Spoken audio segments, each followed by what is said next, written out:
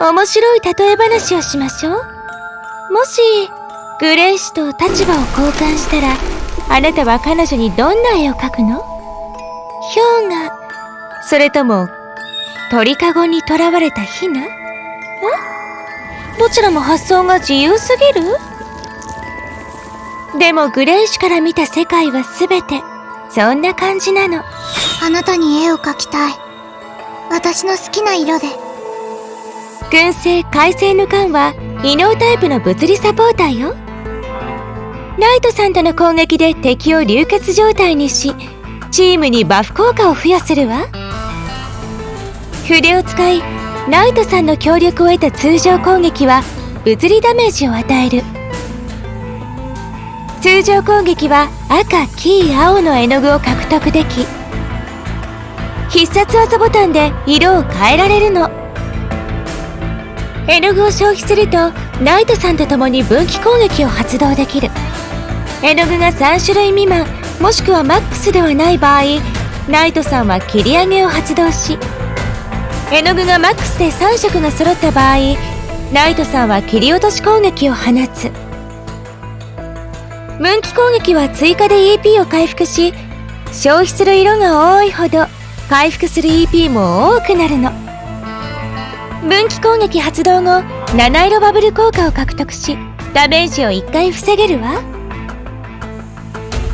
極限回避スキルは全時空断裂を発生させ、通常攻撃3撃目につなげ、七色バブル効果を獲得する。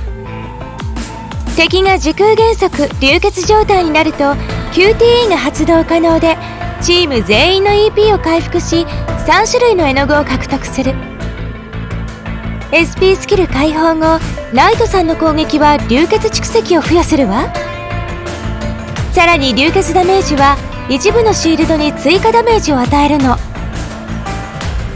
チーム全員が流血状態の敵を攻撃するとき、会心率がアップし、グレイシュ自身の物理ダメージがアップするわ。 F で私に服従しなさい。エリシアからのアドバイス。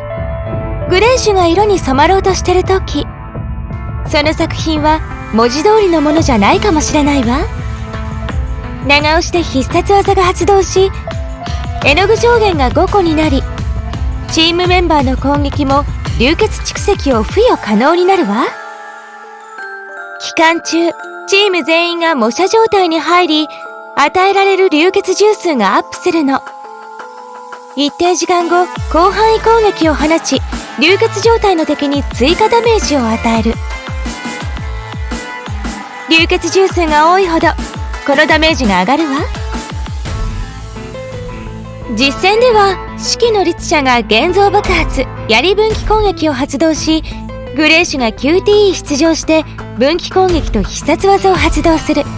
その後四季の律者が必殺技を発動し、メインアタッカーに切り替えましょう。この絵の具ちゃんと受け取ってね。いにしえの楽園ではまず聖夜の祝福と渓流の祝福でダメージをアップさせ、その後は雲谷の祝福を選びましょう。共通刻印は群生を優先し、2つ目の革新刻印に合わせてダメージをアップさせてね。支援枠は戦車と星読みの昨夜で吸い寄せとダメージアップ効果を狙って。戦闘中必殺技発動後にボタン連打で絵の具をマックスにし、分岐攻撃を仕掛け、再び連打で絵の具を貯めるといいわ。もう分かったでしょ？グレイシュが改正者と呼ばれる本当の理由を。他の意味はない。彼女の見る世界は最初から他の人と違うの。どうやらまた作品を仕上げたみたいね。次は誰の色に染まるのかしら。